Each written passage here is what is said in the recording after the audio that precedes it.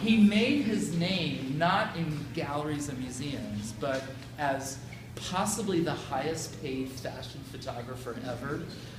He was the main fashion photographer for Vogue magazine, if you can imagine. And his works tended to push the limits of what Vogue was willing to show, and which is what made him so highly paid. Because the women who buy, and the gay men who buy Vogue magazine, because Vogue is like the size of an encyclopedia every month. What they tend to do, the readers tend to just flip, flip, flip, flip. And what David LaChapelle makes them do is stop flipping and look at what it is that he's selling. And that's what the fashion companies want, is for the customers to not flip and to stay on that page because of the images that artists like David LaChapelle did, and then hopefully buy those products. In the height of his career, about 6 or 7 years ago, when he was making possibly more money than a fashion photographer ever made, he quit because he didn't want to be known as a fashion photographer, but as a fine art photographer. And now he's in this gallery, which is world-renowned. These pieces are selling for $100,000 each.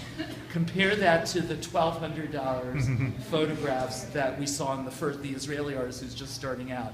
Not only that, the gallery is selling 3 of each, so each one has the potential sale of $300,000, and there's more than a dozen of them. The prices in art galleries is determined not at all according to the cost of the materials or the amount of work, but almost entirely the reputation of the artist. So it's working. He is being recognized as a fine artist, even though his works are less outrageous. There is one outrageous piece in the next room that we'll talk about, but first I want to talk about the bulk of these pieces. What he's done, can you tell what this is a photograph of? It's like a factory. Power plant? Okay. It is Water. looking like an oil refinery. All of these are oil refineries, but they're made of household objects and they're shot on a tabletop. Oh my God. So like, do you see the beer cans? That's the size of the pieces.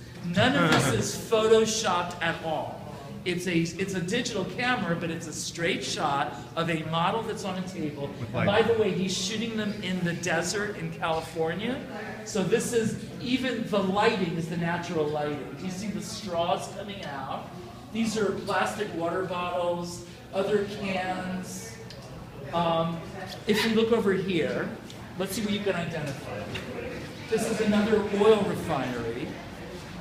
If you're shorter, please come to the front so you'll be able to see. Do you see the backdrop? This is a city. It might even be Los Angeles, I'm not sure. Do you see the egg cartons at the bottom? What else do you see? Light bulb, yeah, light bulb. Okay, light bulb. Where's the light bulb? Down the bottom right. Bottom right. The grain, this one? yeah, painted. Okay. Cans, more cans.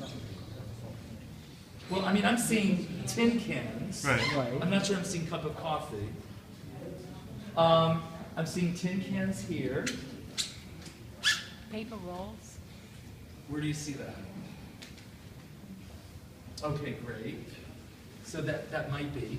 I think these are, what do you call them? Like air pumps? Oh. But anyway, this gives you the sense of the scale. No Photoshop, so the smoke that's coming out, he placed there. He doesn't do any post-production. And then this one he shot at night. So this is, he does do lighting, but he doesn't do any Photoshopping or any other manipulation. One more in this room, and then we'll go to the next room. Here's another example. Oil refinery, we're seeing a lot of cardboard. These are air pumps, you know, like bicycle pumps. This is a plastic funnel. Now let's go into the next room.